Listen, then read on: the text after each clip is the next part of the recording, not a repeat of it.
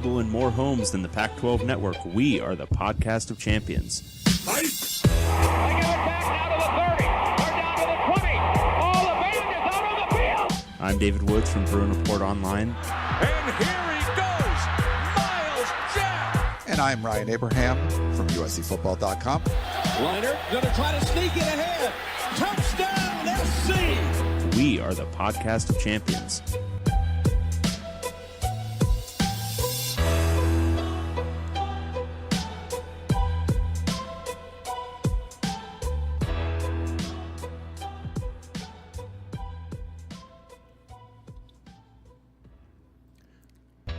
Welcome everyone back to the podcast of champions. I'm David Woods from Bruin Report Online, the UCLA site on the 24/7 Sports Network.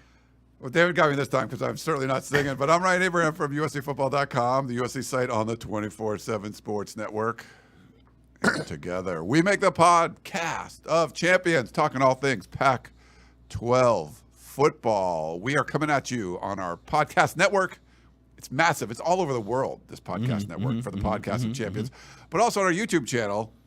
Smash that like, smash that subscribe. If you're watching us live on YouTube, thank you very much. It's 9:15 in the morning here on the East Coast, on the West Coast. So if you're watching here, maybe you don't have a job. Maybe you're watching, accident lawyer commercials on television.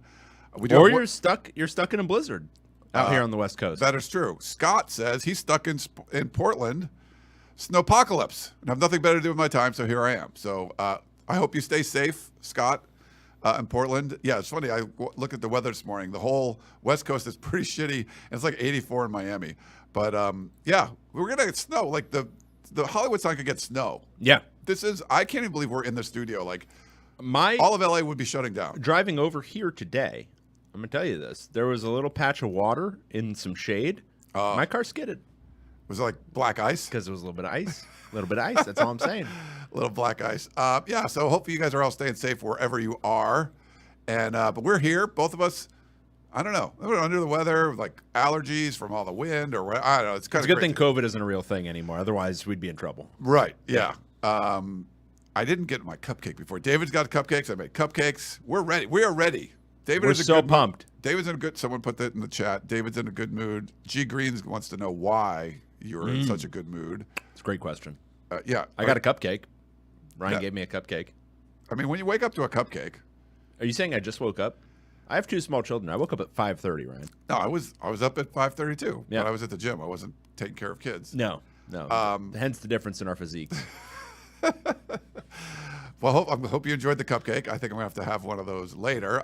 We hope you guys enjoy the show. Like I said, if you're watching live on YouTube, smash that like button, subscribe, put that little alert, that little bell, so you know when we go live, because we don't know sometimes we're going live. I didn't make this public until about an hour ago, so my apologies for that. So if you are listening, watching, we appreciate that.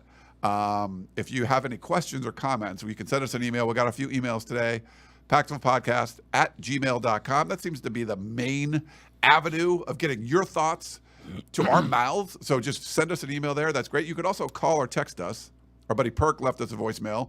You can do that too, 424-532-0678, or send us a text. We haven't had text for a while. Should probably do that. You can tweet us at Pac12Podcast or go to the website, Pac12podcast.com, that David never goes to, but I try to maintain so you can get all of our old content. No one else has ever been there either. Can we get Google Analytics to finally determine whether or not anyone goes to that? It's like me looking to see when the last episode was posted and then me posting a new episode, just 2 a week. Nobody's going there. I would think, yeah. I don't know. But we're also on Reddit. Go over there, reddit.com/r/podcast. Okay, again, we're not. Somebody probably is, but not us. Right. You can make fun of us over there. But the best place to make fun of us, it's a more public forum. If you have that Apple podcasting app on your iPhone, your iPad, wherever it is, go there. Read some of our reviews. They are really funny. So we can be self-deprecating. It's fun. You make fun of us. All we ask is that you give us a 5-star rating and then leave us a review that you can trash us, whatever you want to do. We have been so lucky, and of our 12 listeners, like 11 of them are super funny, and they've left some great reviews. So we appreciate that. It does help grow the show. And it's just kind of part of our shtick where people talk trash to us, and we read it on the podcast. But I don't know if we have any new ones, Dave. No, we don't. But Rob just had a very good comment because I was going to comment on it when you said it because it was a very odd turn of phrase. Yeah. Our thoughts to your mouths. That explains a lot about why this show makes no sense. That was a beautiful little turn of phrase from. Do you like that? A little bit ago. Well, if you have a thought, you send us an email, and then it know, comes out of our mouths. Do you want to know when the last post on our Reddit was? No. 2 months ago. Okay. Should we just kill the Reddit or like? Well, there's 244 people subscribed to it. Okay. Well, I don't know if we kill it, but just. I mean, I think we've already. Well, I mean, we should probably go on it. Speaking of zombie shows, I think that's a zombie Reddit. I figure someone would just take it and run with it. You know, they'd just become like our POC official Reddit. I mean, I think there's a couple team people who have captain. tried to, but the thing is, like, if you're running with something and nobody else is following you, is it really fun anymore? Yeah. We have West Texas Mike. Why is the timing of this show so random? Well, here's the thing. Because Ryan has 2 days a week where he is not either in Catalina or Vegas. That's not true. It's 3 days. Sorry. Should we pick a day? Like we were supposed to do that. We haven't done that. Yeah, we've picked a day several times, and then you randomly go to Catalina or Vegas on like a Thursday. Okay. So what day would you like us to go for? We're gonna make it official right here. Thursday at 9:05 a.m. Okay, not 9:15, 9:05. 9:05 a.m. Okay. Thursday. You guys all cool with that? I can commit to that in perpetuity. All right, I'll put that in my until calendar. UCLA football practice starts in spring. Yeah. USC practice in the afternoon, so I should be okay on the Thursdays and stuff. But let's keep doing it. I mean, who needs me? But West Texas Mike, if you've listened to us at all, you know the randomness of this, the preparation that goes in painstakingly. No, this is just sort of how the show is, but it's us. That's how it works. Yeah. And it keeps going on. What else do we have at the top of the show? Oh yeah. So did we have any new reviews? No. Okay. So Not a then- one. Not a single person has reviewed us in recent memory. Even of our post Valentine's Day, like not a word. Not one iota of a post. I had people comment about they thought it was really nice that I brought donuts in and stuff. I was like, oh, well, thanks. Yeah, I mean, not that's- in our iTunes reviews though. Yeah, why don't we get any of that? Yeah. Ernesto, I don't know. he's saying Dave loves some springtime football. I got to resubscribe to Sling. One last time. One last go around. One last go around. This is it. We don't have to do it anymore. I wonder, like, yeah. Well, actually, are they going to show spring? So next year, when is the changeover? Like, is it after basketball season? It's July. Is it in Yeah, July? So July. you might actually have to do it one more spring next year. True. Follow. Depends what we're See, gonna that'll do. be true dedication, by the way, is to watch the spring football games for a conference for which your team is no longer a part.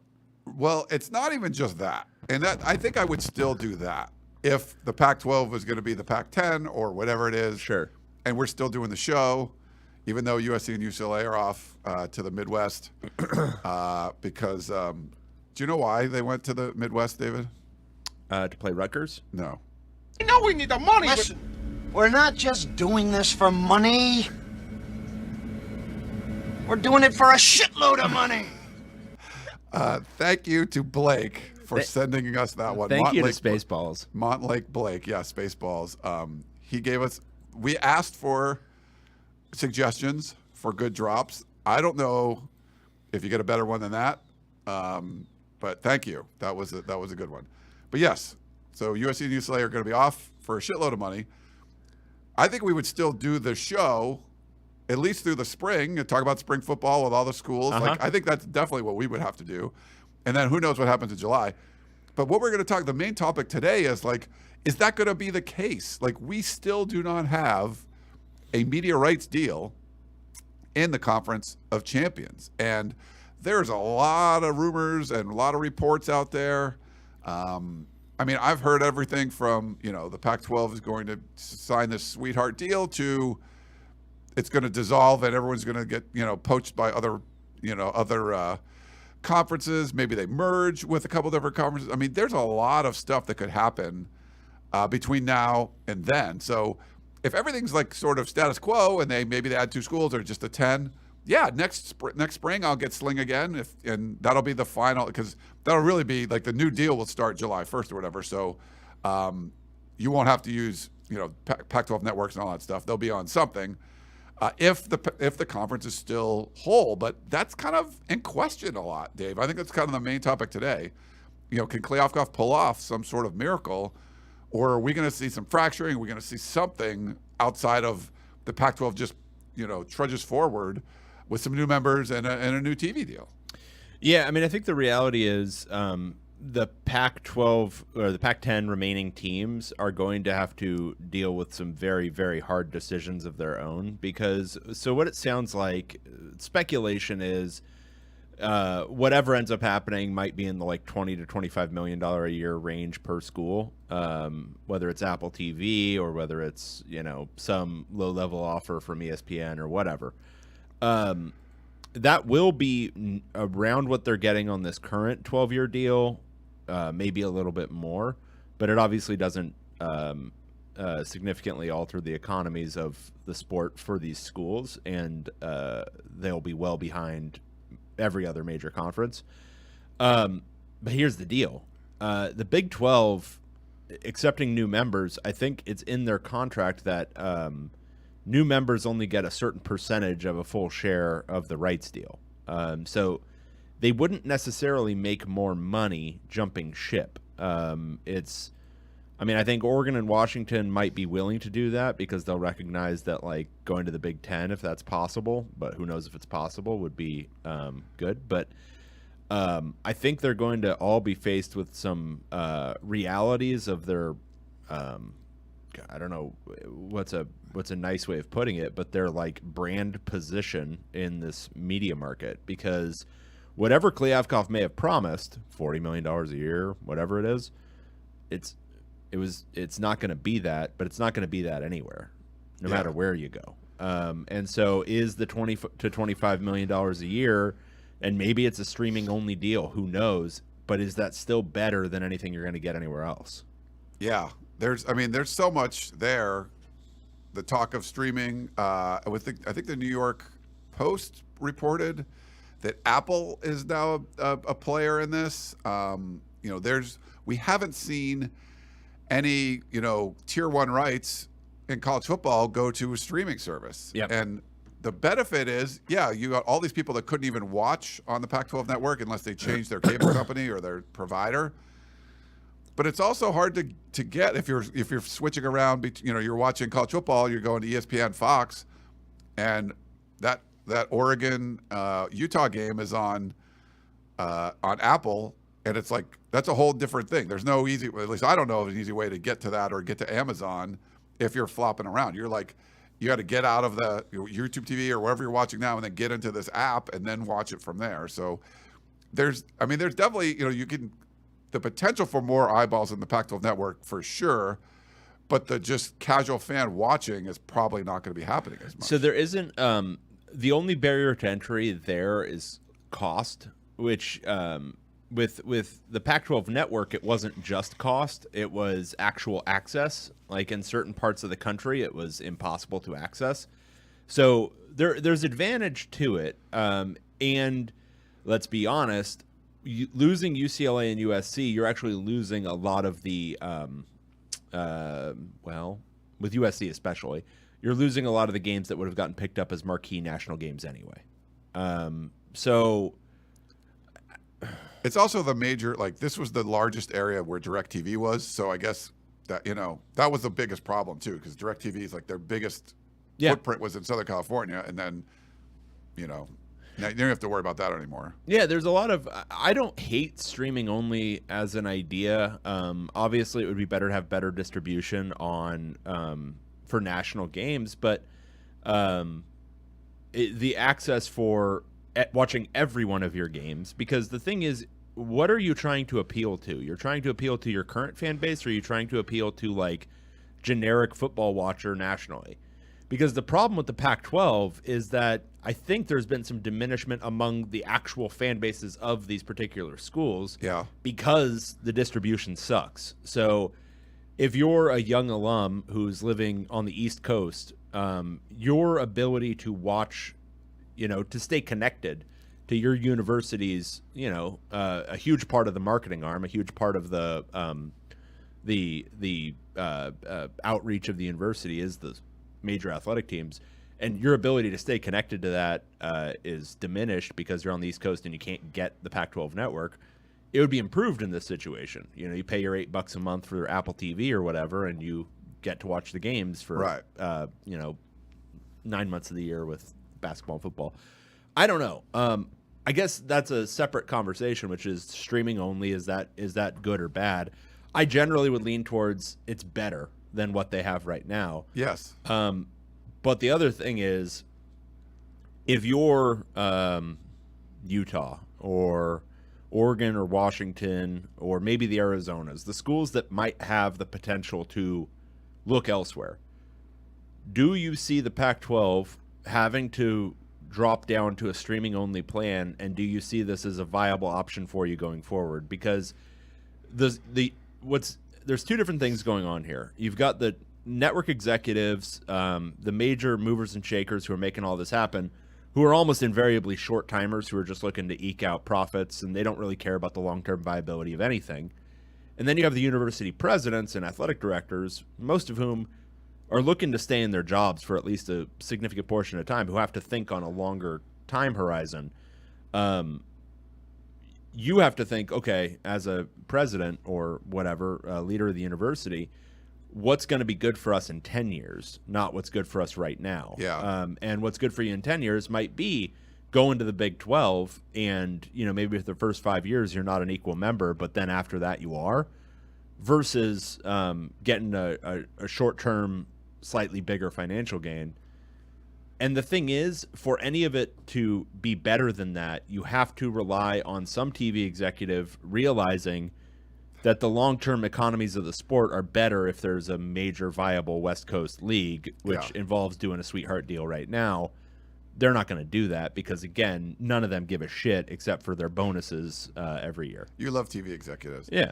I mean, I think part of the issue, too, it's not just – it is good. Like, if you're a Utah fan that lives in Portland and you really had a hard time getting the Pac-12 network, like, you can get it. You can watch all that stuff now. But, if you got, like, a Michael Penix making a Heisman run – Penix. And you didn't – well, like Christian McCaffrey's on 7:30 p.m. West Coast. He's on too late, and they don't – he doesn't win the Heisman when he should. Well, something like that could happen again if all your games are on streaming services. So, I mean, but you need to get the money. Like, he put that money out there. He said like 45 million, and then kind of poo-pooed when the Big 12 got their 31 million. And now it's looking like to get the 31 million is going to be a Herculean task, and that's a problem. Yeah, I mean, it totally is. But I think the problem isn't getting to that number because Kliavkoff promised that or whatever. The problem is getting into that number because you're not worth it, and that's the hard reality that I think a lot of these schools have to look at is, well, will we ever get there, or do we have to kind of sign on with somebody else and take it in the shorts for a little while until we get up there? And I really don't know. I think so, but going back to the presidents and the decisions they have to make, I think what you talked about right there, which is like the Heisman stuff and all that kind of stuff, and it's a legitimate point, but I think it's a distraction for what they have to think about, because that's not the most important thing for a university. The most important thing for a university is thinking about what purpose does athletics serve for the broader mission of the university, which is what these guys have to think about. And viability as a marketing arm, because I mean, everybody saw the Johnny Manziel Texas A&M stuff, right? Right. When he was really good, Texas A&M's applications, funding, all that kind of stuff, when they were going 10-2 each of those 2 years, shot through the roof. Yeah. Because they had so much interest in the university based on seeing what he was doing down there, seeing the atmosphere and that whole thing. It's super significant. I mean, So does Washington get that if they have a huge run? Right. Do they get that bump because they're not distributed well, like where Texas A&M would be? Whereas you could take the short-term money gain, go to Apple TV, but maybe instead you take we'll take a 50% cut to go over to the Big 12 because at least we're going to be on ESPN and Fox. Yeah. And then if we do have that big run under Kalen DeBoer, it pays off. Because in the long run for a university, for one of these major universities, $10 million a year, $15 million a year, it's chump change. It's nothing compared to the value you can get from increased applications, increased university donations, increased all of this stuff from alums you already have. Yeah. So I think there's a lot of factors in this that I think the presidents and chancellors and whatever, they need to be taking a driving role here. I think it's out of Kliavkoff, and this is something I think Wilner or Canzano was saying, but it's not like Kliavkoff's got to put the best deal out there, but the presidents all need to make their best individual decisions based on what's best for their university, not what's best for the Pac-12, not what's best for their individual athletic teams, but what's best for their universities. Yeah. T. Lawrence said in there, I don't think this is an actual quote, but he says, quote, George K. got 30 days for a deal that includes linear TV and at least $30 million per school annually, or he has to pack up his office, Oregon or Washington Board of Regents. I don't think that's a real quote or anything, but I've seen reports, I've seen tweets or whatever about something like that. Like this could be if Kliavkoff can't deliver, does he step down? Do they want to get rid of him? Like they let Larry Scott hang around for a long time. I can't imagine them wanting to kind of get rid of George K. But to me, it's more about if he doesn't get a deal done that's going to satisfy all the presidents and chancellors and the boards and everything, then I feel like the conference is going to get fractured. Like you're not going to see granite rights deals signed, and maybe it's short-term stuff, and then they're going to get pilfered by other. I think that's probably the bigger thing is that can you keep the conference together? And if you can't, it doesn't. Your job's gone just because the conference is going to be gone. Yeah, and so I think he needs to.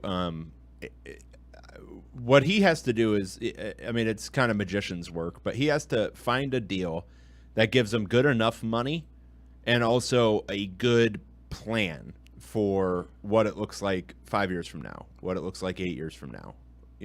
Like it can't just be, oh, you're going to get 20 to 25 million from Apple TV, and that's just what it's going to be for the next 8 years, and then we're going to hope for the best the next time around. Like there has to be some plan for it to grow, some plan for it to be bigger in the long run, and also have bigger distribution. And I don't think it's possible. Yeah. We had a comment from Jim D. This TV stuff feels like I'm at work, at a work meeting. When are we doing football? Well, it's the off season. Ryan loves to talk about this I stuff. do love, but like he yelled at me beforehand because I was like, I don't want to talk about that, and he was like, no, we have to talk about it. I don't know about that, but yeah, no, he hit me. I'm telling you. Kyle says, I'm going to tell the people the truth, okay? Tell them the truth. He hit me. Yeah, that sounds about right. I don't have it yet, but I'm going to have a shiner right there. I gave you a cupcake. Like that's the yeah. It was what you were paying. You were hoping I wouldn't bring this up after giving me that cupcake. Yeah. No, but and I even talk about it on the USC podcast, even though USC's leaving, it's still like this could reshape West Coast football as we know it. And I think Dave brought up a good point. You want West Coast football to survive. You want those, you want it to be a relevant part of the national college football landscape. And I think it's become marginalized over the last several years. USC and UCLA leaving, it's sort of like, they have a foothold in the West Coast, but you want to see Oregon and Washington and the Arizona schools and Utah, and you want to see the schools do well. But if the conference they're part of is crumbling, then it's going to change everything. You might see some schools in the Big 12 or the ACC or the Big 10, and all that stuff is interesting to me. And we might know in the next couple of weeks when this, whenever the TV deal comes out. So I'm sorry, it's not football, but it's interesting to me. Well, it's pure power dynamics, because the reality is, and let's just put it all out there, ESPN and Fox have no interest in what we just talked about, the viability of West Coast football, or not any kind of price tag that would make it viable. And that, at the end of the day, is going to determine this. They can do all the smoke and mirrors they want, but if they don't have somebody, a partner willing to overpay, then Because the thing is, the Big Ten and the SEC, they're also getting overpaid. Yeah, but I don't all think... these things are overpayments, but they decided, they colluded, the Pac-12 wasn't worthy of an overpayment anymore. And they also are in last place. And we've talked about this before. Just the timing of it, that's maybe the biggest one. Well, I mean, after USC and UCLA leaving, the biggest misstep was allowing the Big 12 to jump ahead in line. But as we talked about, I don't think it was a misstep. I think it was part of the strategic element from ESPN and Fox, which is no, but they don't. You told me you don't like some of those Twitter people, but there's like that's the kind of conspiracy theory stuff that they're tweeting. No, about this there. is not. This is not a conspiracy that ESPN and Fox are driving everything going on here. Like it's not. Oh, Brent Yormark, he's just a genius, and he was like, "Let's cut the line and get less money." Well, it takes two to tango. He was the only one who cut the line. Who did he negotiate with? Yeah. Sure. Like, who decided to cut the line? Who decided, hey, Big 12, we don't do this very often, but why don't you jump the line and we'll negotiate with you first? Yeah. West Texas Mike says, abusers usually like to give gifts like cupcakes as part of their gaslighting tactics. That's all I'm saying. That's all I'm saying. I thought we were friends, West Texas Mike. I mean, jeez. That's wow. That's pretty rough. Talk about gaslighting. Yeah, don't show him the bruises I left on you. A couple other notes, like Brett McMurphy tweeted out earlier this week that CBS and Turner are no longer involved in the media rights negotiations for the Pac-12.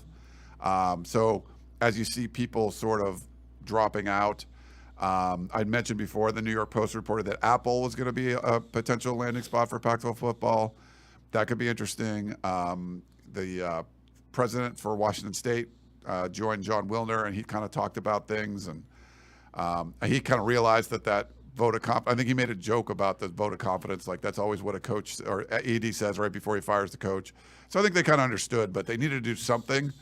But the longer this goes, Dave, it's just like it's kind of crazy. And then there's a guy on Twitter. There's the one right, that. So Ryan's getting into. You want to do conspiracy there's stuff? there's like 4 people on Twitter who tweet all the time about the TV deals and their supposed purported inside information. It's all horseshit. But Ryan found one that piqued his interest, and so now we're going to talk about it. No, I mean just in general, like there's the guy, the Minnesota guy who predicted this was going to happen. Yeah, so he had it right, but he does his own like YouTube show now and then crazy. There's a West Virginia guy. I don't know him from Adam, but like he's followed by a lot of prominent people about this. But he had mentioned the potential for like an ACC merger. Certainly not going to happen. No, I think he tweeted that this morning. It wasn't going to happen. But like I said, I don't know. It's like some West Virginia guy. But the one that's, and it's not just him. Like other people have talked about this, a potential merger with the Big 12. Where do you stand on that? Well, okay, so the Big 12 is in a much, much better position than the Pac-12 right now. It wasn't the case before, and like the Pac-12 was in a better negotiating spot. But because they jumped the line, because their strategic vision, they were just like, yes, let's jump the line. We certainly weren't. No, when Texas and Oklahoma left, for real, like they were scrambling, and the Pac-12 could have like sucked up some of those schools. They didn't. Because they had a void, they could get the best group of 5 schools. That wasn't the Pac-12's fault that they got poached. Losing UCLA and USC was much, much more damaging to the Pac-12 than losing Texas and Oklahoma was to the Big 12.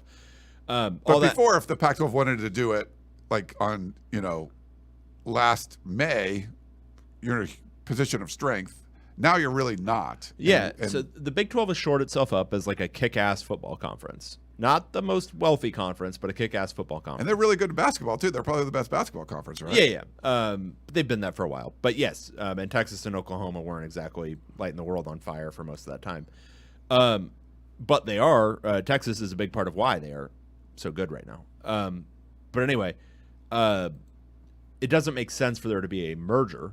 It makes sense for the Big 12 to try to acquire, because I think the Big 12 from like a regionality standpoint makes more sense for a few of the schools. The weird one for me is Oregon and Washington geographically. It's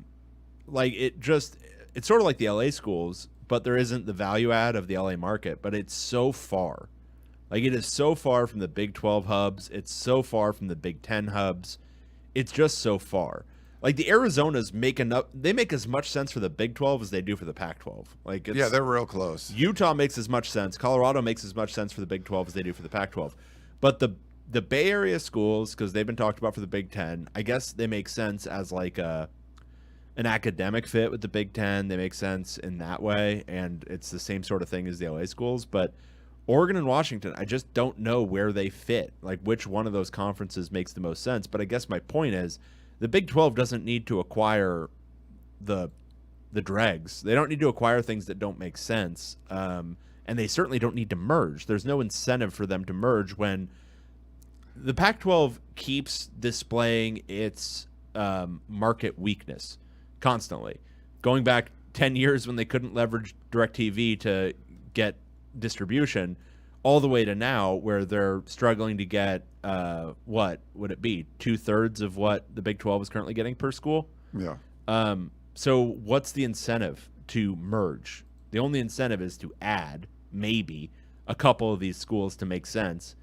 And the Big 12, again, it goes into like the time horizons that you're thinking of, because I think there's this is something I often think about, like different businesses and different institutions and stuff, because I think UCLA has been prone to this at times where it's, despite being run almost exclusively by long timers, a very short timer mentality with nickeling and diming people.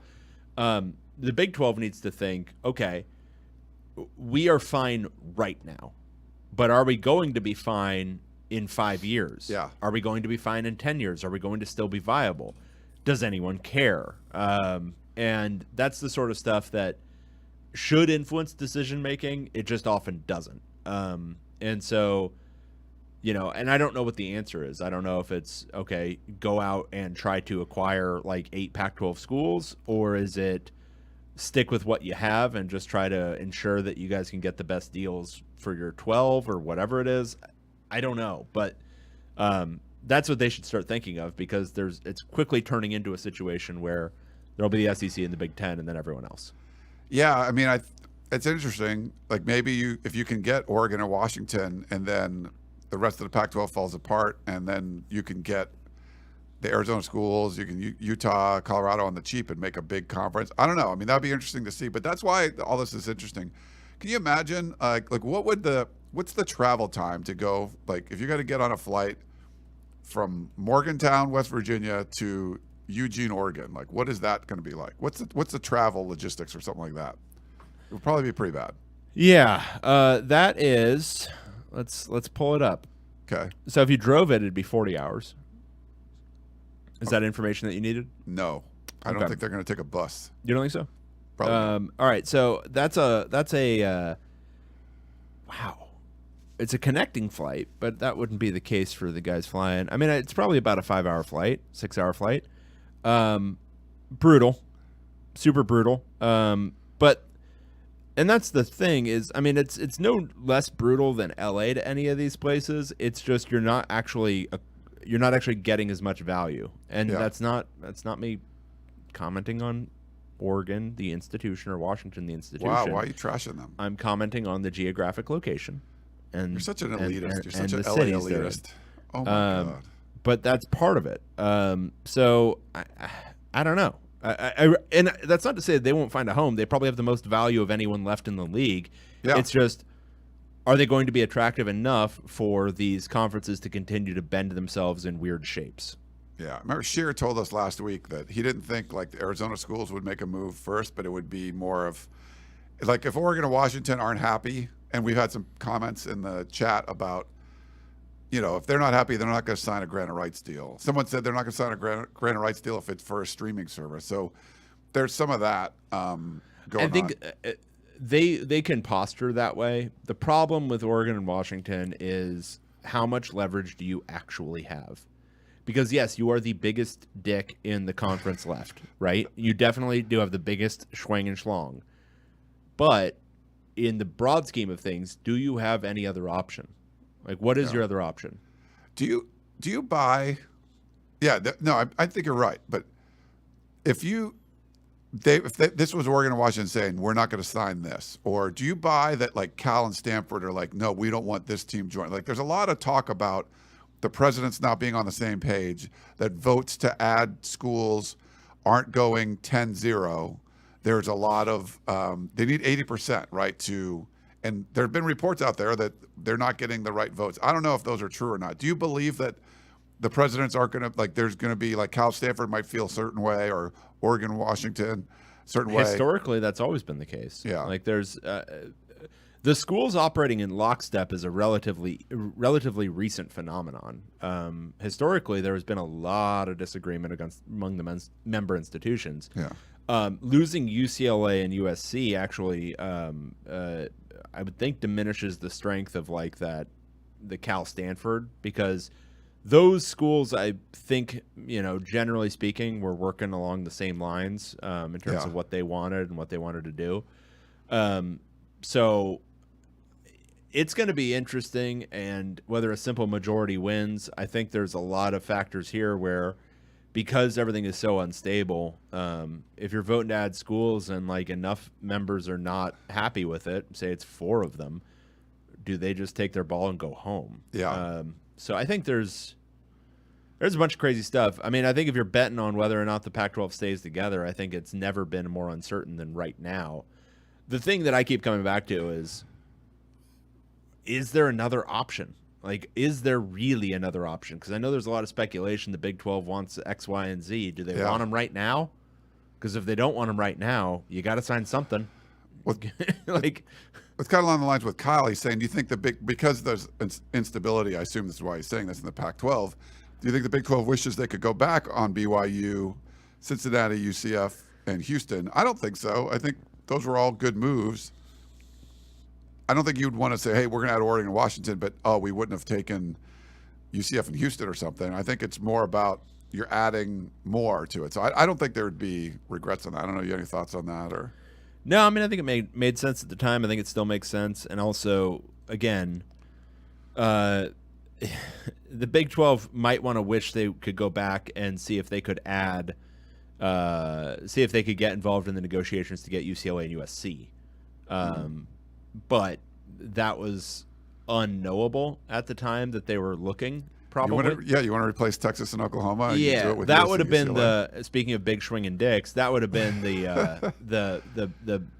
I don't think those USC or the UCLA BDE did move. That, though. No, and I don't think they would have. But make a big time offer, who knows? And I don't think the Big 12 is any better of a. I think it's a worse fit academically and culturally than the Big 10 for sure, but a better fit geographically. Especially with the leverage UCLA and USC would have over them. UCLA and USC would have immediately been the movers and shakers in the Big 12 in the way they were in the Pac-12. Yeah. In the Big 10, they're in there, but they're not. If USC tries to put its foot down in the Big 10, they'll say, "Oh, that's cute. We have Ohio State here and Michigan that say no." Big 12, they would have had that juice. And so it would have been interesting if they went and did that. And that would have provided a little bit more, because, again, the dollars and cents would have been a little bit different. Maybe more of the Pac-12 is invited as well at the same time. Yeah. But that was unknowable a year ago. I mean, this was all happening pretty much in secret. We had a question from Kavit. Which deal would you guys choose? $40 million per school with Apple, or $32 with Apple and ESPN? And then T. Lawrence, who's been active in the chat, says that wasn't going to happen. He said it would be $30 million with Apple or $22 with ESPN Apple. So, I mean, we don't know how much the money would be. Maybe T. Lawrence is closer. I think you're both overinflating it, but yeah, okay. So let's go with the lower one then. Would you rather do more money with all streaming or with some accessibility to ESPN? I'm leaning towards the latter. I'm probably there too, because I don't think the $8 million is significant enough to just drop all of your distribution down. But it depends on the complexion of that ESPN, what they're getting, like what you're giving them. Because I think you're not doing it for the money at that point. You're doing it for the exposure. So what is ESPN offering? Is it just the 10:30 slot on Saturday night, 10:30 Eastern? Or are you getting legitimate games? Right. Are you getting all the weeknight games on ESPN? And are you also getting, every other Saturday getting a midday. Because in that case, yeah, do the 22 million. But if it's only 10:30 p.m. and you're not getting the money, I mean, it's 6 of one, half a dozen of the other. Because still, the East Coast people who you were trying to get with that generic ESPN Fox thing, they're not watching at 10:30. Yeah. So, yeah, there's factors into it. But yeah, I mean, if you're getting reasonable exposure on ESPN, I think you go that way. And the ironic thing is, well, I don't know if it's ironic, but just I would say, if you were going to be on a streaming service, it's probably better to be on at 7:30 p.m. because you're not going up against other games or anything good. So people probably be more likely to switch over to Amazon Prime or Apple I'm going to watch the late game of the Pac-12. It could be kind of like a thing. If you have to do it during prime time or like the earlier windows, you're sort of rolling in from College Game Day or Big Noon Kickoff and kind of, I'm going Fox. Well, what does Fox have? What does have? Oh, CBS has a good game. It's easy to kind of switch around between those, and it's not necessarily easy to just like, do I have to stumble upon Washington in Tempe at Arizona State? You might just I'm going to accept that as a legitimate point because I assume there are people who do that. Yeah. But my thing is I don't like to base anything off of an idea so stupid. Like people can't how many and maybe this is just my behavior with modern streaming services, and my behavior may not be everyone's, but I go to things to find specific things in today's world, right? Right. I'm not channel surfing is not a thing anymore. It is for older people like me. Right. I'm a channel surfer still. Well, no, if I'm like, I want to watch a show, I'm like, shit, so I gotta go to Prime. But younger people don't. They watch exactly what they want, like right now. Yeah, and I hate it in some ways. Like it's not good because especially if you're a person who's like, oh God, do I want to watch that? Do I want to spend the time to watch that? No, let me keep looking. Maybe there's something else. All that. And then eventually I just go to bed because I spent an hour looking through stuff. On demand only works if you know what your demands are. But my point is, it is a reality for some people, so you do have to bake that in. It's just it shouldn't be, and increasingly it's not going to be. Yeah, the younger people don't do that. Well, younger people also watch on their phones. Like yeah. If it's a streaming game, like if I can only watch it on streaming, like if it's the third game and I've got my TV or my computer, I'm watching on my phone, and I frankly the resolution on my phone is often better than the resolution on the TV. Wow. Given the feed difference or whatever. So holding my phone this far from my face is better than watching it on the TV anyway. But certain people, old people like yourself, you want to watch it on the biggest TV possible because it's like a status symbol or something for you ancients. No, I like lying on the couch and watching the game. But yeah, I lie on the couch watching the game like this. Yeah. Isn't that fine? But if it's like ESPN Plus, I either have to cast it onto my TV, or I have to go to the app on the TV, or you watch it on your phone.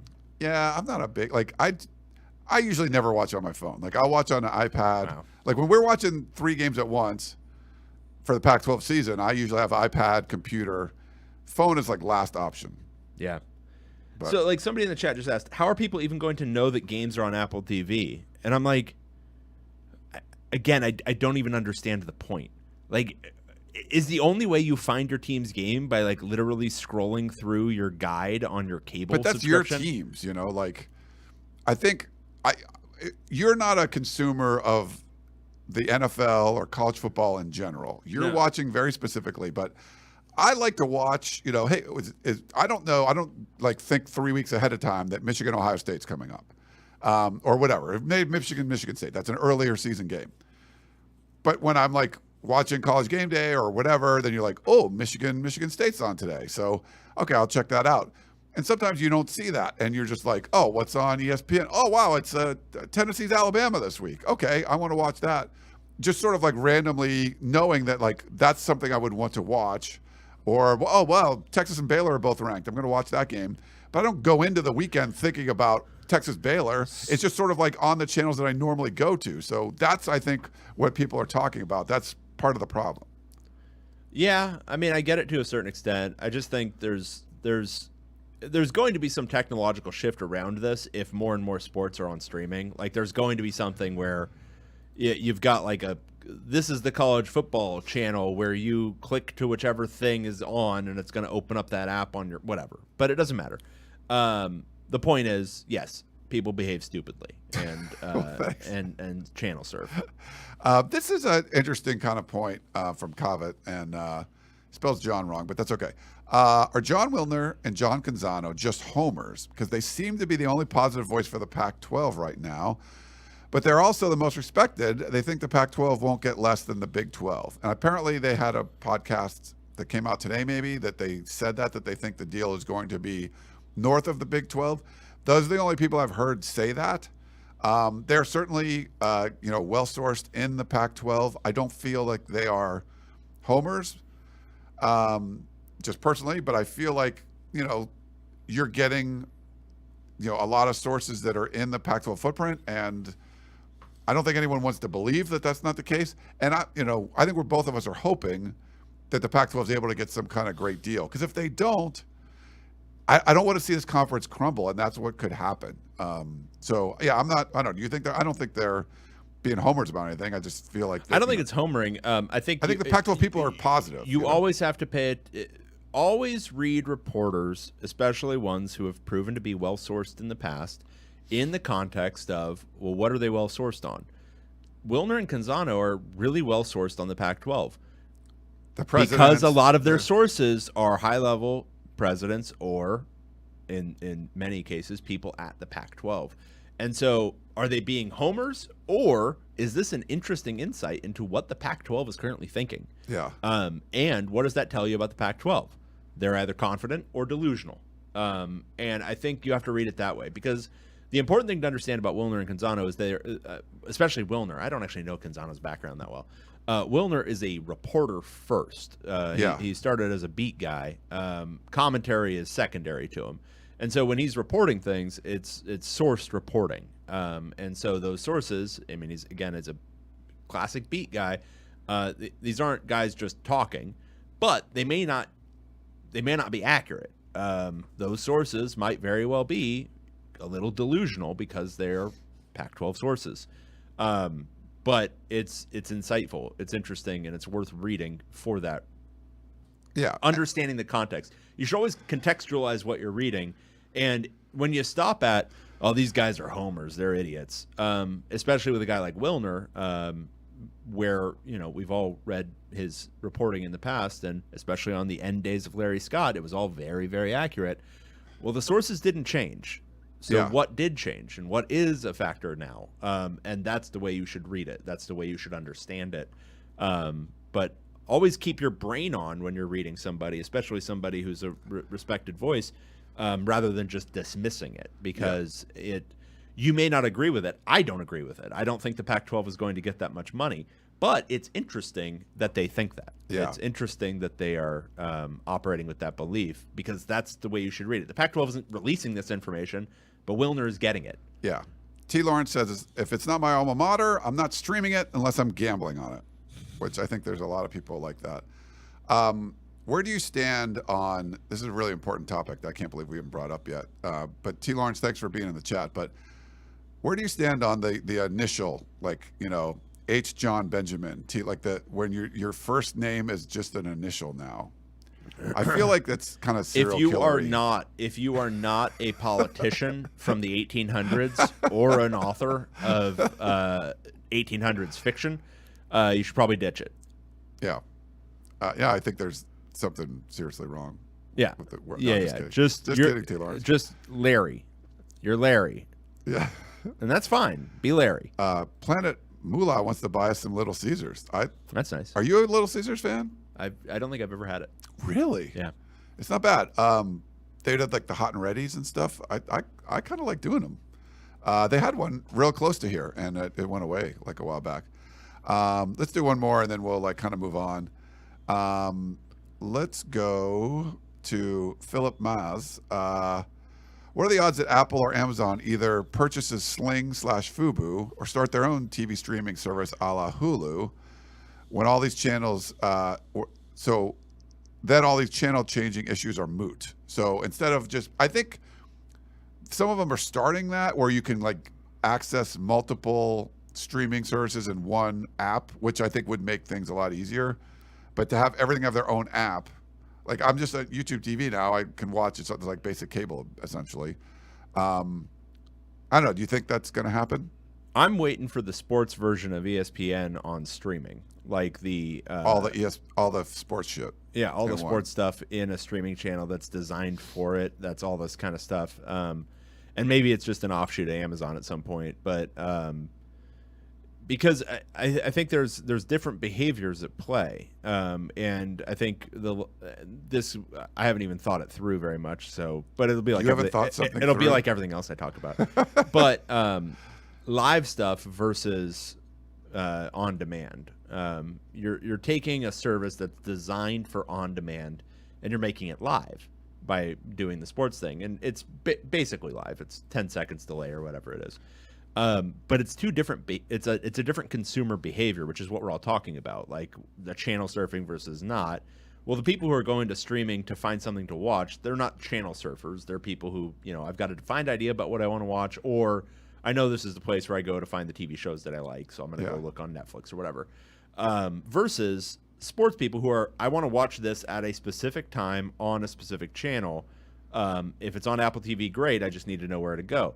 But it's a different consumer. It's a different behavior model. It's like a whole different thing. So how do you capture that in a broader sense? And that's the part where if Apple TV only gets the Pac-12, if it's just the Pac-12 that goes to Apple TV or Amazon or whatever it is, and it's, they've got, what does Apple TV also have? They have the MLS? I think so, yeah. Yeah. But if it's not a broader spectrum of sports, and if it's not a broader spectrum of the sport you're watching, like if it's only Pac-12 games on the Apple TV app, then I don't know that you're getting what you want. I think it's, if I was Jeff Bezos, I think, Bezos. Yeah.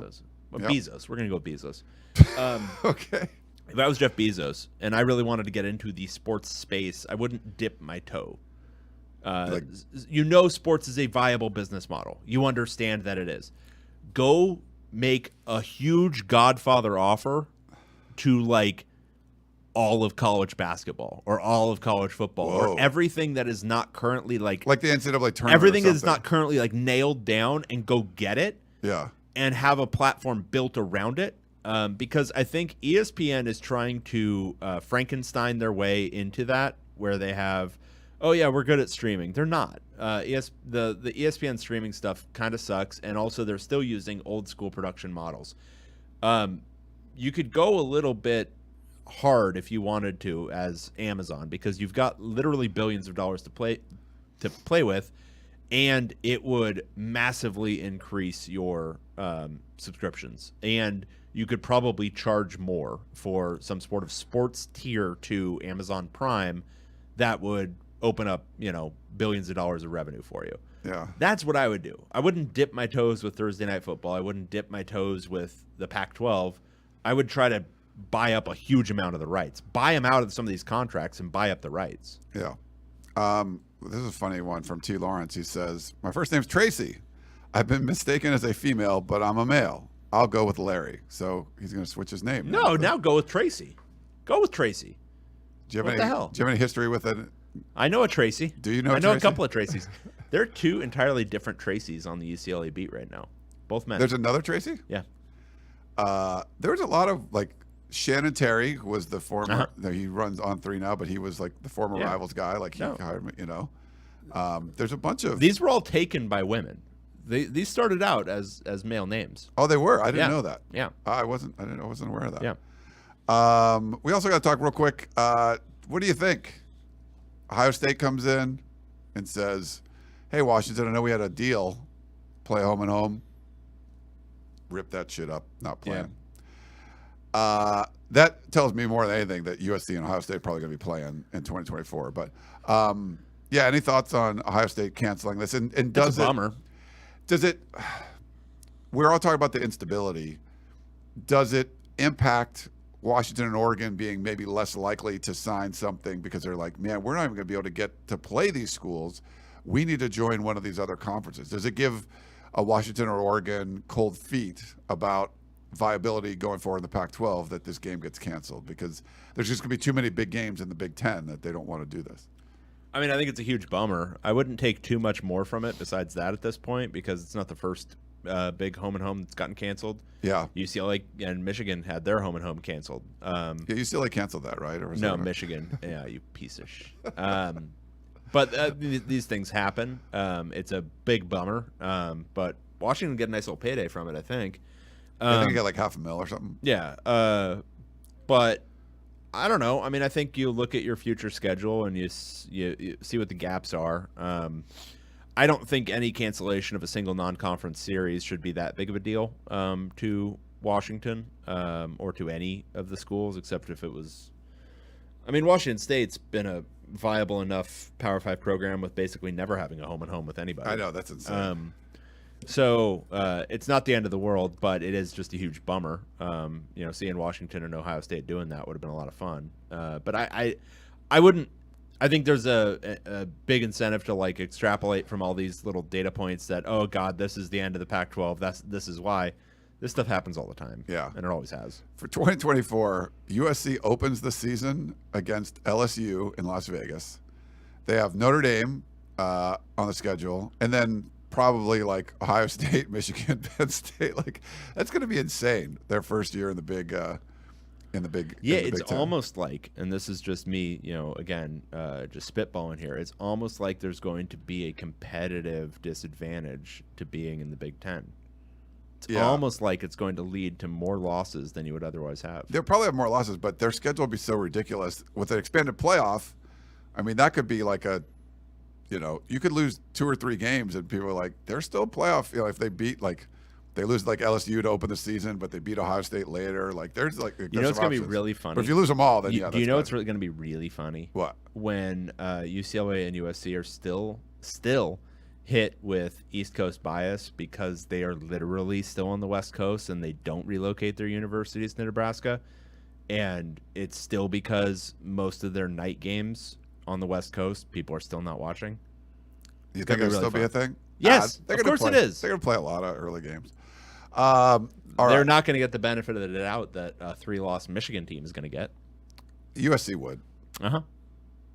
I mean, and if UCLA has a great season, which Chip Kelly for sure, I think that's you lock him up. I think there's real advantages. Can you play the drop again? Which one? Oh, You know we need the money. Listen, we're not just doing this for money. We're doing it for a shitload of money. But that's the only reason. There are going to be disadvantages beyond just the simple, we got to travel a lot. Like a lot of the baked-in disadvantages of being a West Coast institution don't change. In fact, they get worse if you go to another conference that's not a West Coast conference. Yeah. Nice. Well, why don't we take a quick break and we will come back and do some questions or any other news that Dave wants to talk about because he loves this kind of stuff. Back in a minute.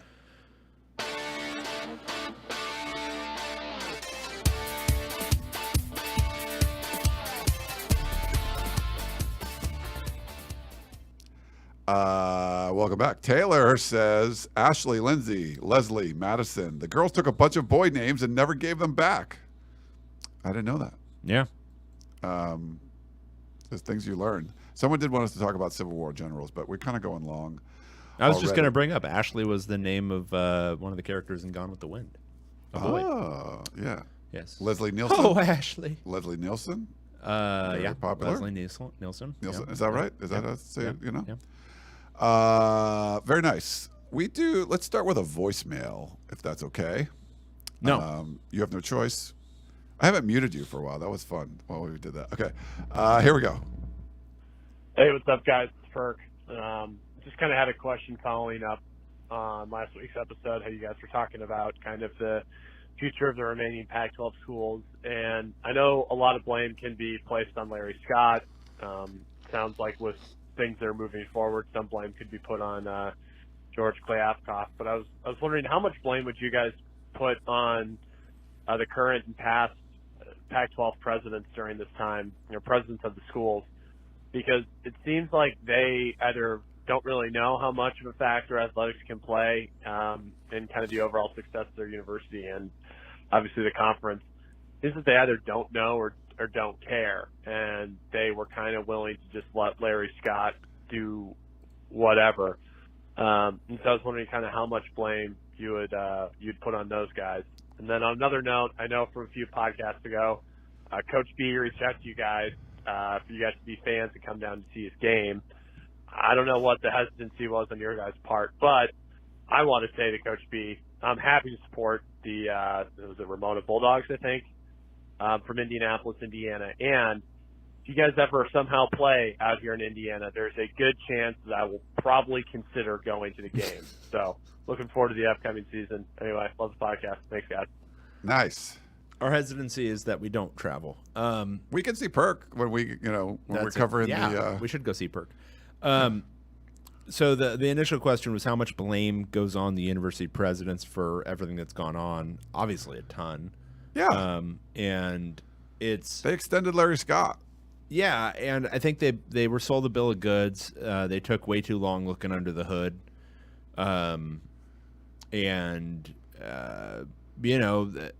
They have a mission that I think a lot of these guys are eggheads, and they don't pay attention as much to athletics, and with good reason. I mean, they're handling huge budgets. It's not actually, as much as we consider it, it's not actually a significant part of their day-to-day. But, and this is the part where I think it always gets a little bit lost in the shuffle, it's a huge part of the implicit marketing of the university. It's a huge part of in so many ways, it's a huge part of the public face of the university. The football coach and the basketball coach for major universities and athletics, they are, in many respects, the biggest PR person for that university. It demands focus beyond the simple dollars and cents associated with what it brings in revenue and what what the outputs are in terms of how much you have to pay the coaches. Because if you're good, and if you're on the national stage, it does influence a lot of other aspects of your university that you wouldn't even think were connected. Donations, like it's been shown in study after study, donations increase drastically when the teams are good. So it behooves investment in the programs, and not just investment of money, but like investment of interest, investment of time on the president's part, on the chancellor's part, on whatsoever. And yeah, I think they didn't do their due diligence with Larry Scott.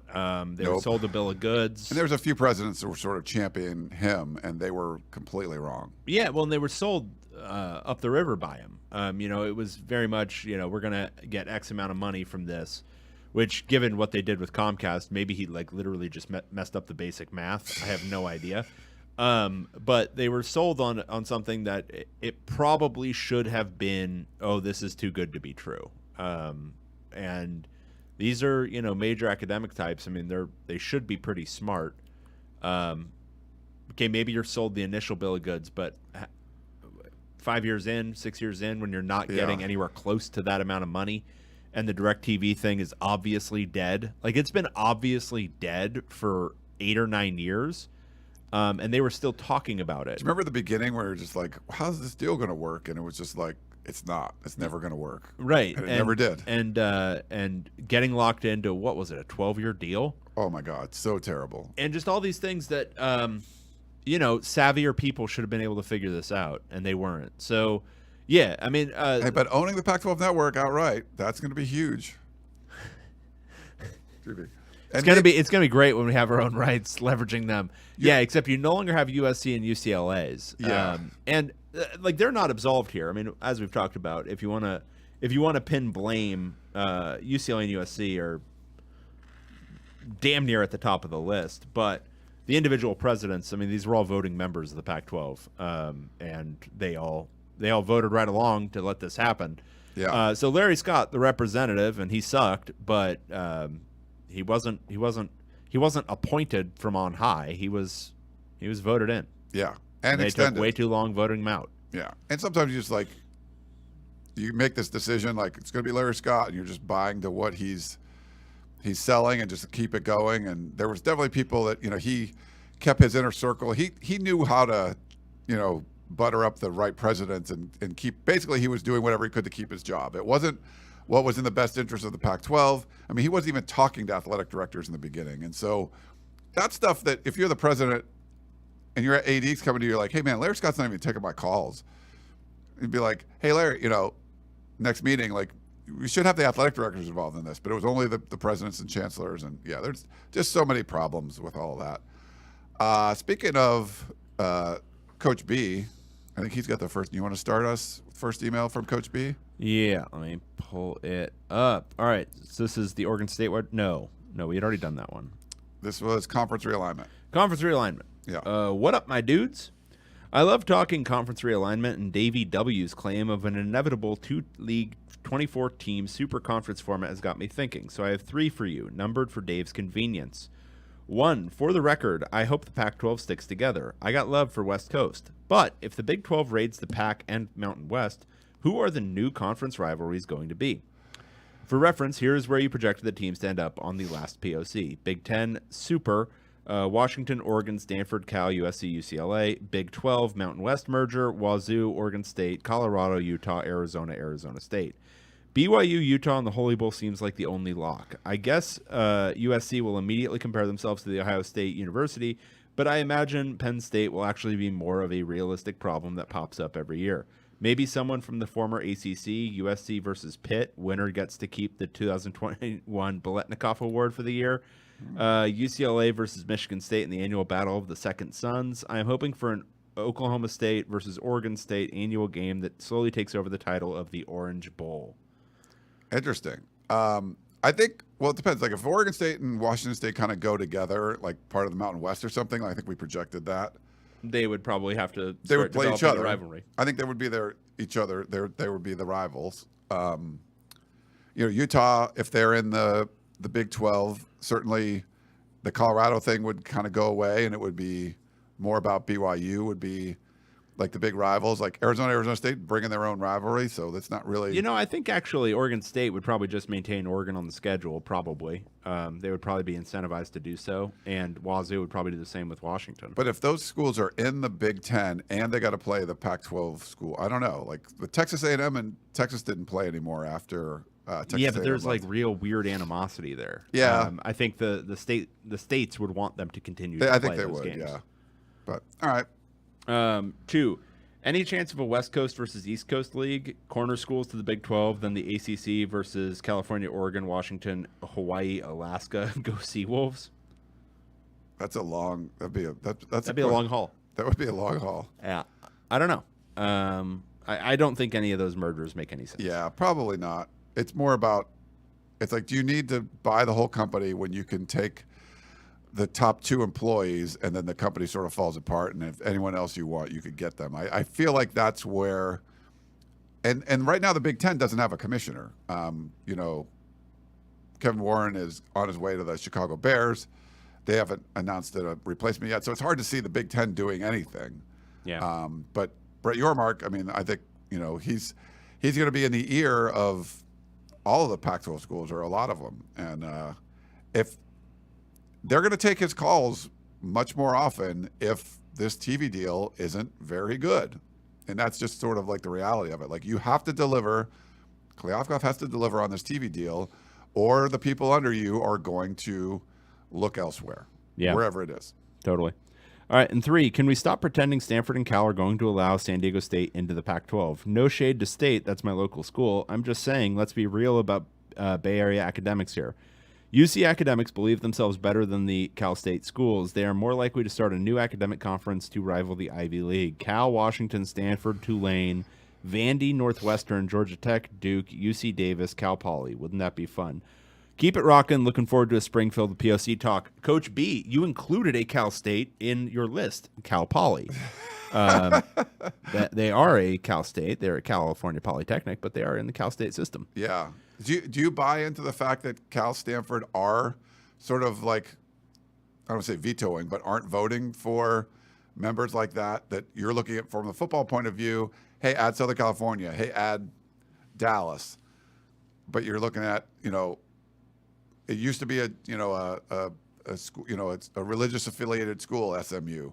San Diego State's a Cal State. Do you think that they would say no to those kind of things? Do you believe that's real? I don't think they would say no to San Diego State. I think they would say no to SMU. Yeah. That makes sense because that's also cultural problems. Stanford and apparently Cal. They stopped the Methodist affiliation a few years ago, but it's in the name. It's still Stanford and Cal. Yeah. San Diego State, I don't see it being as big of an issue. I think there would have to be some relaxation of actual academic rules because I still think, isn't it true that the Cal States can't offer doctorates? Something like that. I'm not sure. So I don't know. Maybe they do. I don't know if they have significant issue with it. San Diego State's a really good school now, so they shouldn't. And Stanford and Cal shouldn't have a whole lot of leverage here because, have you seen those two schools? There's potential that, like you're talking about, I don't know. I just feel like there's so much that could happen. And it could just be status quo. But holy crap, this could the USC UCLA thing leaving changed. It's changed everything. And there's national sports writers that are it's still hard to get your arms around it. You can accept Texas and Oklahoma going to the SEC, but USC and UCLA, going all the way to the Big Ten, it's You know we need the money. Listen, we're not just doing this for money. We're doing it for a shitload of money. Literally, it's just it just could change a lot, and maybe it doesn't. Maybe a whole bunch doesn't change, but man, some stuff could change. Yeah, and I still want to again be on record. I think it's horrible. I think it's very bad. I don't think it's good. You're good. I think it was influenced. I think it's significantly influenced by two West Coast guys being at the head of the athletic departments for USC and UCLA right now. I don't think it would have happened if it was Dan Guerrero and whatever, even Lynn Swan. I don't think it would have happened. But I think the fact that it was two guys who have absolutely no ties to the region whatsoever and do not care, and just looking at the dollars and cents, the thing is, and this is the part that I keep coming back to, is you can't just make decisions based on short-term dollars and cents. And this is the part where it gets wonky. But when you're thinking about UCLA and USC's athletic position 10 or 15 years from now, is it better or worse by virtue of being in the Big Ten? Yeah. And some people say, well, because the money is better, it's going to be better. I don't think it's as simple as that. No. Look at what Nebraska is doing right now in the Big Ten. How are they doing? Yeah. And it wasn't, people talk about Nebraska football like it was ancient history. They were still really good right around the turn of this last century. Yeah, they were. And it was only 9 years later that they went to the Big Ten, and they have not been good since. So I'd caution everyone to think about, okay, and it doesn't even matter now because it's done. Right. But it's not going to be all sunshine and roses. UC Regents boards, are they meeting anymore? No, but but the thing is, that was all a dog and pony show where somebody needed to stop and say, okay, not what does this look like next year for our budget situation, not what does it look like 3 years from now for, will we be able to hire a new coach, but 15 years from now, do we want to be an island out on the West Coast with no one else playing major college football, and the only places we can get major college football games are in the Midwest, in the East, in the South? Yeah. And is that where we want to be? Is that where we want the sport to be? And then from an institutional standpoint, do you want to be playing big-time games at the Rose Bowl with other schools in the region, or do you want them to all be, people from Indiana coming to town? Does that bring value for your university? Yeah. Does that add value for your university? You sell a lot of beer and tickets and stuff, but does that move the needle at the end of the day? And you make a bunch of Indiana fans come and they want to apply to go to school. Maybe so, and maybe their kids go to school at UCLA. There will be positive benefits from that, some of that stuff. But just from like a mission of the university, from a what's best for the university standpoint, it seems like such a short-term thinking move, and dressed up as if it's long-term thinking. Oh, but the Big Ten, and that's going to be viable for the foreseeable future. Sure, you don't know that. You don't know if college football is going to be viable for the foreseeable future, and you don't know if this is the thing that actually ends up killing it as a major thing. We could have a zombie apocalypse tomorrow. Who knows? There's so many different aspects. I want to be a fly on the wall at the UC Board of Regents meeting, and like when Gavin Newsom drops in and stuff, and they're like the presentation. I don't know who would be, someone from UCLA kind of presenting this, and this is about the money. And he's like, no, this isn't about the money. This isn't because it's more money. It's because it's a shitload more money. That would be Martin Jarwin up there puts up a chart. It's just like it's a shitload more money. Yeah, it's two lines. It's so here's the amount of money we're going to get here. Here's the amount of money here. The difference in between is a shitload. All right, next question. Oh yeah, let's go to an Oregon post Pac-12 question from John in Oakland. Ryan and David, a completely hypothetical question about the Oregon Ducks. The Pac-12 completely evaporates with ASU, Arizona, Colorado, and Utah jumping to the Big 12. The door to the Big 10 is locked, barred, nailed shut by the conference presidents/chancellors with two growling Dobermans, growling Dobermans named Carol Folt and Gene Block sitting in front of it. Do you think Oregon would go independent? Is its athletic brand strong enough for this approach? John in Oakland. Boy, I think you would. I think it's Big 12, right? Or even ACC. I think it would have to be Big 12. Yeah. I think they'd have to jump somewhere. I think you could try to do something like mesh what remains of the Pac-12 with the Mountain West and then be the top dog in that conference. Because the thing is, Oregon is almost an independent entity now, in the same way like the Gonzaga is in basketball and whatever they're in the West Coast Conference, where they're going to get their recruits, they're going to get their money almost independently of whatever conference they're in. I think Oregon kind of has a little bit of that juice now, where if there is a football version of that, it could be Oregon. So I don't know that it's necessarily hugely important for them to be a part of some mega conference. But that's probably a worst case scenario. I think in this situation, just jump into the Big 12 would probably make the most sense. Yeah. No, I would agree with you there. And it might just be because the Big 10 can't get anybody right now because they don't have a commissioner. So, but all right. I think we have one more email, then we'll do a couple more chat questions and get out of here. All right. The last email is from Corbin, UCLA in 5 years.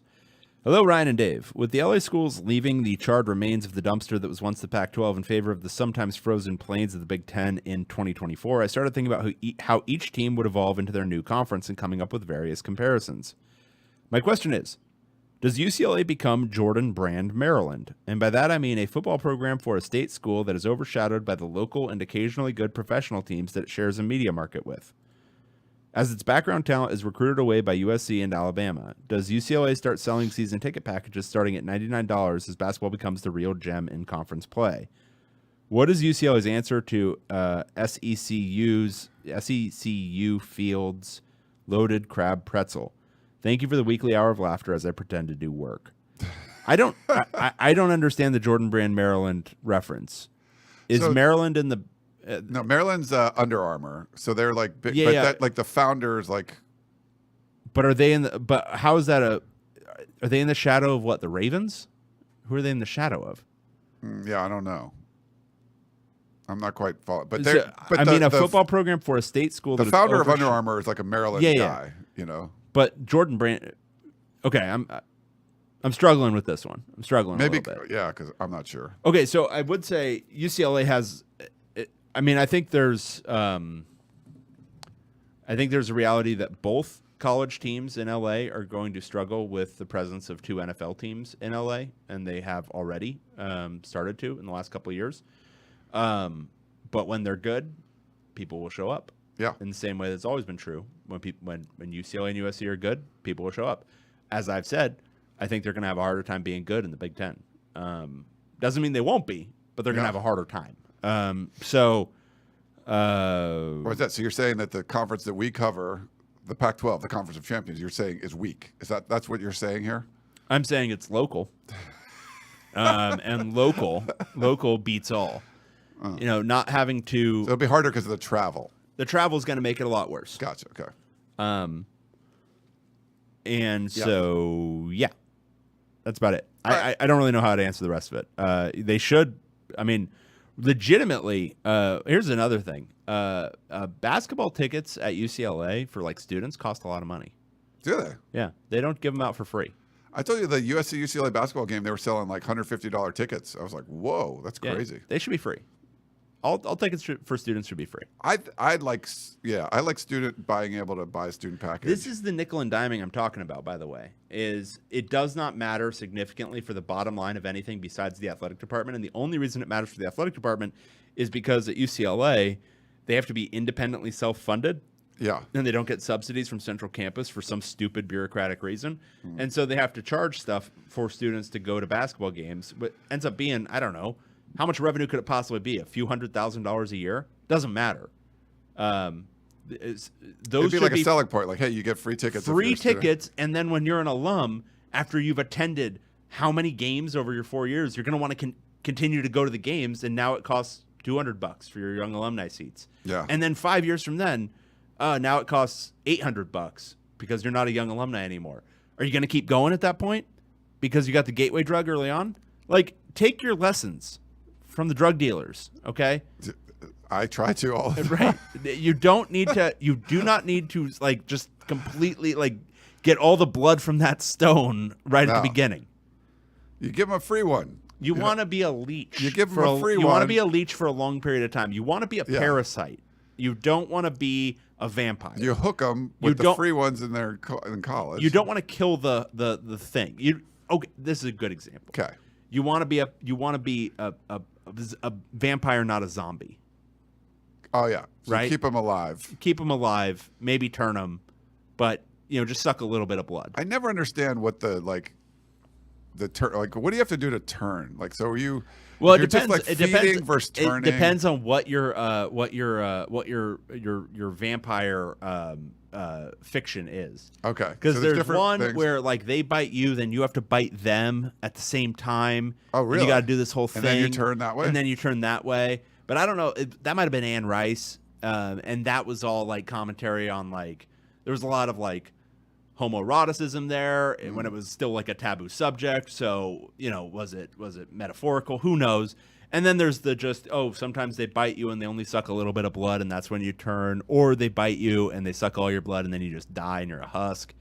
Yeah. There's a lot. There's Justin Cronin's The Passage, where they might just like basically eat you and you're dead. There's a lot that goes into it, man. Yeah. Let's go to Matt in the chat. He says, Dave, thoughts on UCLA's new defensive coordinator? Wants to talk some football. I think it could be good. Young guy. He's never been a coordinator before. Doesn't fit the bill of like a big time name that I think a lot of people were clamoring for, but could be good. Not a retread. Not a Jerry Azzinaro, Bill McGovern. So we'll see. He was well thought of at the Ravens. NFL guy.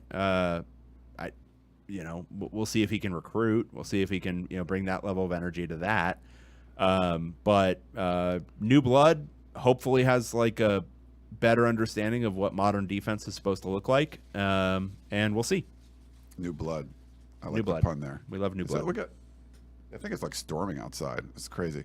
Kavit, what's the dollar amount per year the Pac-12 deal would have to generate for USC and UCLA to have buyer's remorse with the idea that you would go to the playoff less in the Big Ten? I don't know if you realize this part, but we need the money. Listen, we're not just doing this for money. We're doing it for a shitload of money. I don't know what Kliavkoff was trying to make the point that UCLA was going to be better off financially if they stayed, if they got like $45 million from the Pac-12, which obviously that's not happening. But I don't know. I don't think there's a number like. I think you got buyer's remorse. I think he was making arguments about like specifics for the short term, which again, making short term arguments here is stupid. I think what he should have been saying from the beginning is you're going to take a short term hit sticking with us, but in the long run, it makes a whole lot more sense for you to stay West. And I think that would have been a more compelling and believable argument for a lot of people. It wouldn't have worked for the same reason all this stuff wasn't going to work. But that's a compelling argument. Like, if it's, you can make $45 million a year and you have the stability of playing the same schools you've always played, and you have the stability of being a West Coast conference and all this other stuff, you can shore this whole thing up. We'll give you a few extra points on the deal if you really, really need it. But, you know, the 45 or 50 million you make a year here is going to make you more viable in the long run as a competitive sports school than going to the Big Ten. And, you know, it might not have worked, but I think that number presented in the right way could have been compelling. I think he was maybe a little slow to the trigger, and that's a big problem here. Is that I don't think he had anything compelling to put on the table last spring, when maybe these sorts of arguments would have had some juice to them. And you know, it's all water under the bridge now, and I don't think UCLA, as we talked about at the time, UCLA and USC didn't really give him any ability to counter. But he didn't have anything ready anyway. I mean, as we see now, they were waiting to negotiate, and even at the time, they were still waiting to negotiate. So, but yeah, if you could have said $50 million a year, $45 million a year, I think you could have presented that in a compelling way. Yeah. Let's see. Turtles are good. Over under 2.5 years of Dion at Colorado. What are you guys thinking? Over. Yeah, I think over for sure. I think he's going to be there for a while. Yeah, at least 4 or 5. Yeah, my thoughts. Like, I don't know if you're jumping up from there. Alex says, Ryan with 32 channel board using 2.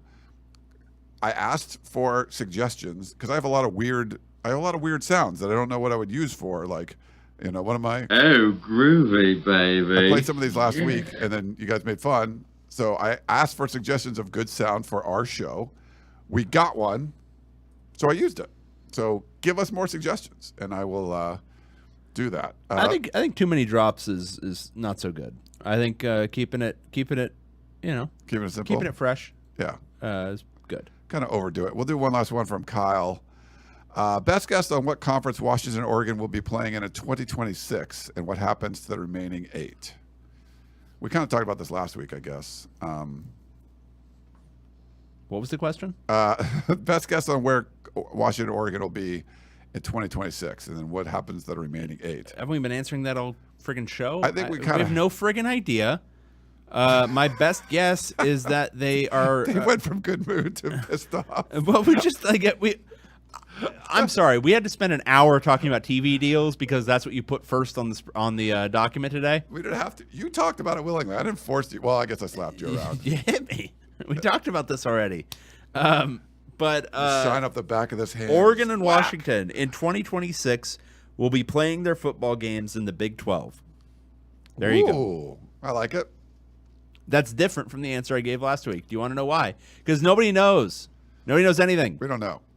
But I think in the coming weeks, we're going to, like, there's going to be some big news, I think. And I know Dave's not a big, like, the spring person, but there's either, like, if there's no deal by, like, 2 or 3 weeks from now, like, I don't think that's a good sign. And if there is one and it's not very good, I think part of what Kliavkoff has to do here is they're going to get a deal. And it's sort of one of those things, what can schools stomach? Like, how do we present it in a way that makes it look bigger than it is? That, you know, really, right? I mean, how can we present it in such a way that it looks bigger than it is? I'm saying, like, literally, there was a bar set. I mean, there's some ab techniques you can do. If there's a way you can say that it's a $34 million deal, reduce the size of your thighs, slim, like vertical stripes, whatever it is, like I would say, or horizontal. If there's a way you can say, like, definitely trim. If he says something like total compensation will be $34 million per year, then it's more than the Big 12 makes. But in actuality, it's like 28. But you're like playing. A lot around. of it is angles, actually, like the angle of viewing. Yeah. Yeah. We see. Look, this is an angle different. If you're watching on YouTube, like, do we look different from this angle? Yeah, yeah. I think some of it's going to be that. No, I don't think that's the angle you want. I think it's from the underside. Probably. Yeah.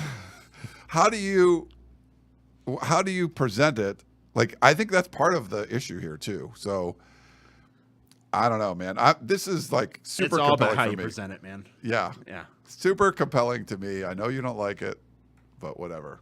I guess we should wrap it up. I thought we'd go We short should today. wrap it up after talking about how we present it. We should definitely wrap it An up. hour and a half. If you wrap it up with the right stuff, that might also make it look a little bit bigger. Just wrap it up. Should I put a picture of Michael Penix up on the screen just for no context, whatever? It's just okay. I'll do that for you. We'll leave you guys with that. For David Woods, follow him on Twitter at David Woods. I am Ryan Abraham. Hope you enjoyed the show. Not a lot of information, not a lot of entertainment, but we're here, and we'll keep doing it. And hope you liked it. I don't remember what I did to sign out, so I'm just going to say sayonara. Goodbye.